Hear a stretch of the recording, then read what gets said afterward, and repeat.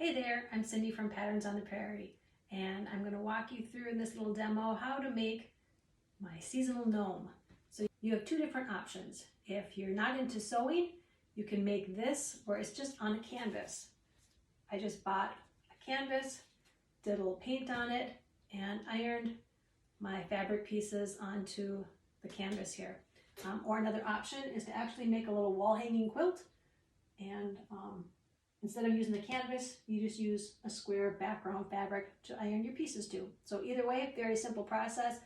But I thought I'll walk you through this one just to show you how I did the painting here, and then I'll walk you through the technique of how we made the gnome.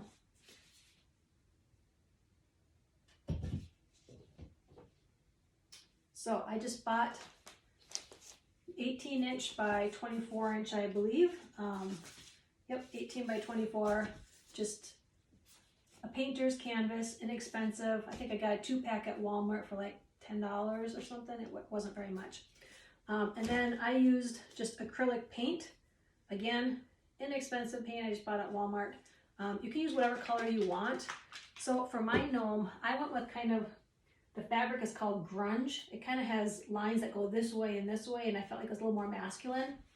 I can hold it up a little closer here. So most of the fabrics are grunge.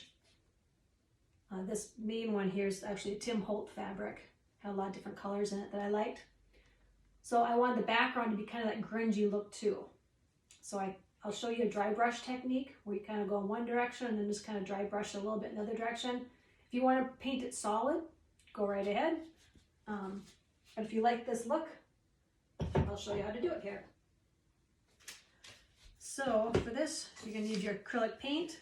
I use just a regular paintbrush, not an expensive one, but something that's, I guess, fluffy. I wouldn't recommend a sponge for this technique, for a dry brush technique. If you're going to do a solid over the whole thing, a brush works great because it's disposable and you can just throw like $1 and you can throw them away. But for this, you need an actual paintbrush. So I'll start with the green. I painted about 8 to 9 inches across the bottom for the green. So you're going to shake your paint good. Put a little bit on your plate here.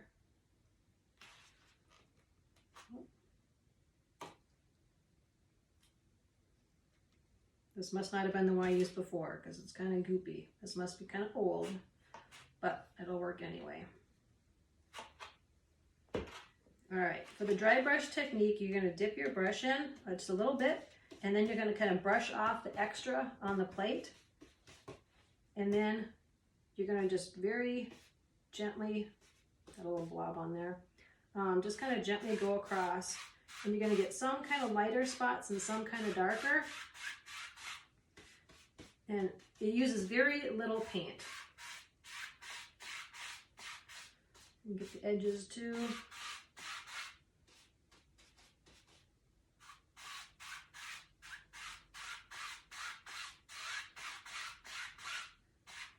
So it really does kind of have that grunge look, having kind of some light and some dark in there, spots. And after I went back and forth and kind of had a light coat over it, and making sure your brush is pretty dry at this point, I just kind of lightly brushed over it in the other direction. And that gives you that look. So it's very quick, easy. Normally I would go and wash my brush in between here, but for this I'm just going to keep going here. There's very little paint left on the plate, so I'm just going to go ahead and put the blue right over the top of it.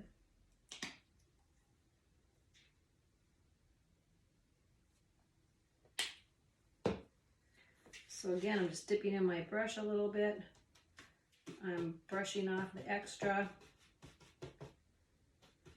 And you don't want much paint on your brush. I'm just kind of gently going across.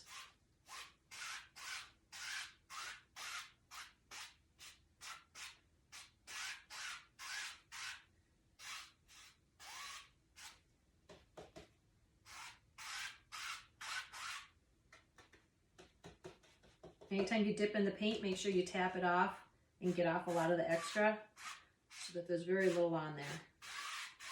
And I'm really using very light pressure.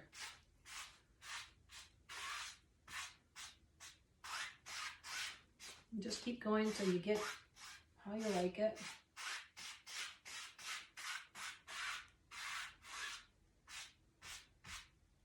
And a little more here. And then again, I go back and forth.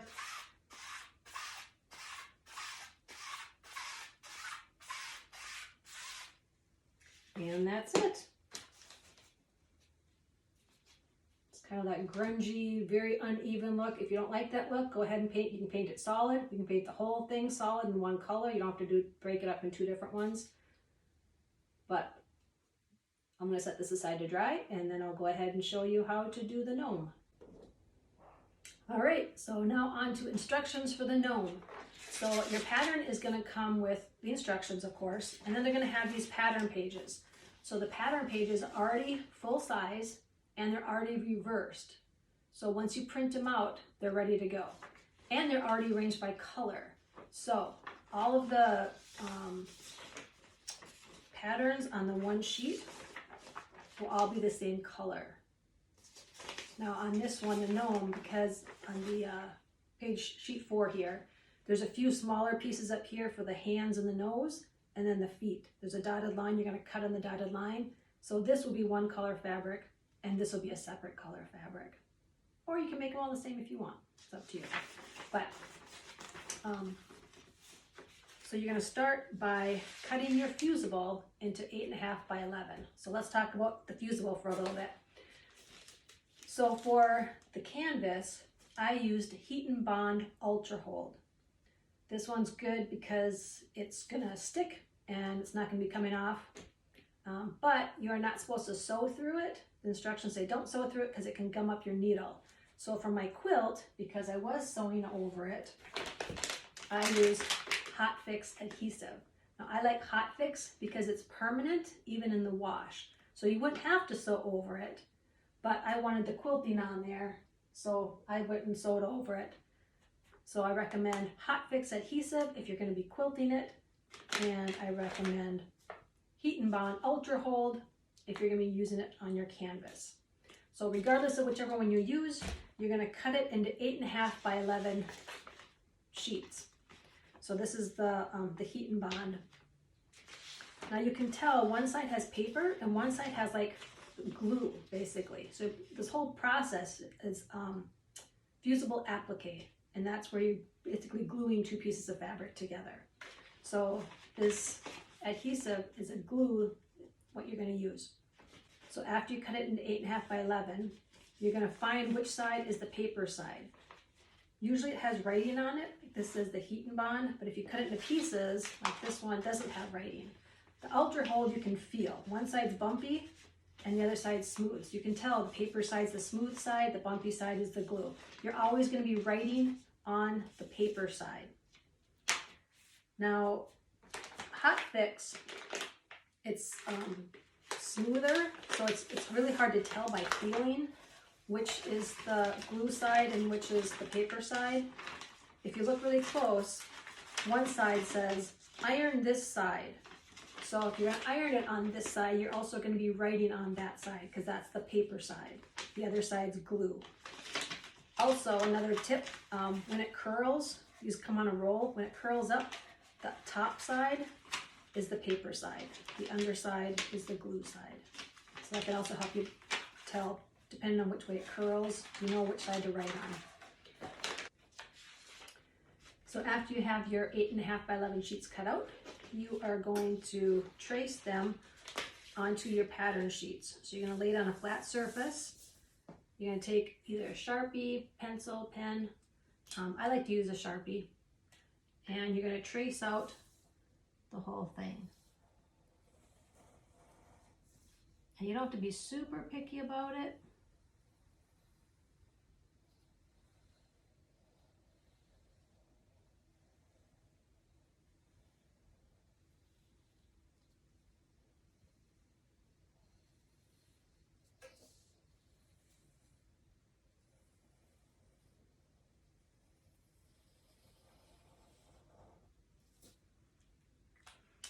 Then after you're done, you are going to iron this onto your fabric. So for my beard, I have kind of a white fabric here. So again, this is a kind of a grunge looking fabric. I'm going to put my right side of the fabric down onto my ironing board, and I have the wrong side of the fabric up. So the back of the fabric is up facing me. And I'm going to take my iron and I'm going to give it a quick iron to make sure there's no wrinkles in my fabric before I start. Okay. Then I'm going to take my fabric here and I'm going to put the glue side toward my fabric. So make sure the writing is up facing you. The glue side is toward the fabric. And I'm going to iron it according to the manufacturer's instructions. So with Ultra Hold, it's just a few seconds. You just kind of slowly go over it. And I'm use medium to high heat.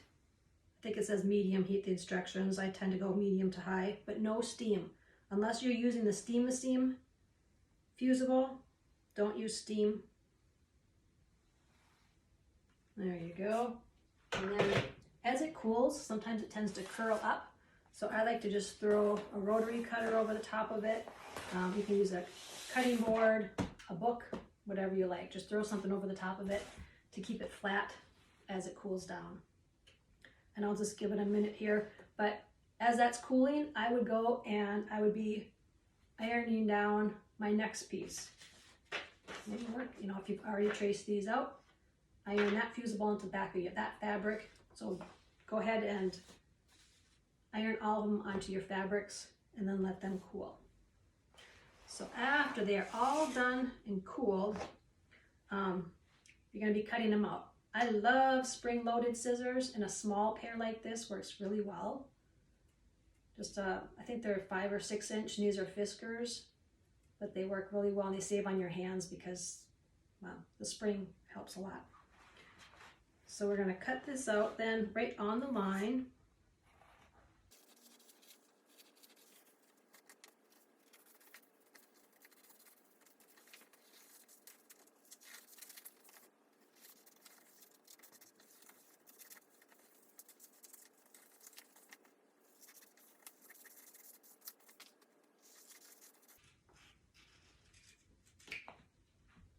Okay, after we're done, you have your beard all cut out. You're going to go ahead and cut out all your other pieces, and then we're going to start laying them out.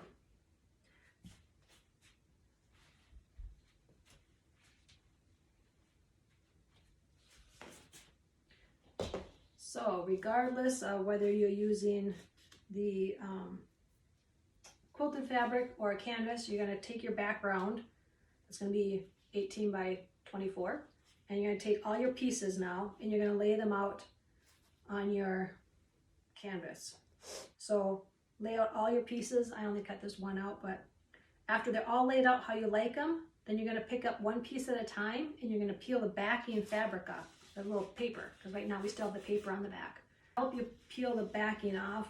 One tip, you can use your fingernail, but that can be kind of hard. If you take just a little pin and you scratch across the back of the paper, usually you can slide your pin underneath between the paper and the fabric, and then it just peels off. So after you peel it off here, you're going to notice that it's shiny. That's the glue that's on there. So you're going to lay that down and you're going to lay out all your pieces, and after you have them all how you like them, I recommend taking a picture. For some reason, when you take a picture, things show up a little differently, so you might find that, oh, I need to move his hand over or his foot or whatever. But get it laid out how you like it, and then you're going to take your iron and you're going to iron it again. Now, if you're ironing on a quilt, you can just do that on your ironing board. If you're ironing on canvas, I recommend putting, I put a book under it just to give a little support, because you'll see on the back here, it has this board down the middle, but then the canvas is here. I put a book under the canvas area so that when I'm ironing, it had a flat surface. I had something firm, and I wasn't pushing against the canvas because I didn't want the canvas to kind of bow with the heat.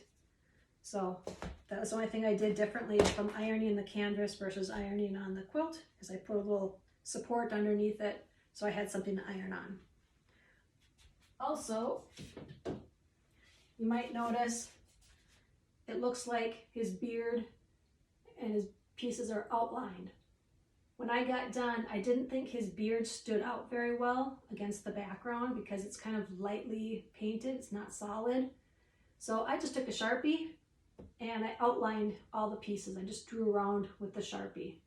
You don't have to do that, but I thought it helped kind of define it a little bit more. So that's it. That's your gnome. Now, each month you're going to be getting a new emblem for his hat. That's why he's the seasonal gnome. So each month you're going to get a new emblem.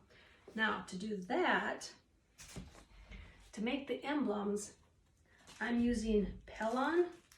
It's a very stiff, again, it's fusible, but this only has fusible on one side. So I used Pellon, the 71F. It's a single-sided fusible, and it's ultra firm stabilizer.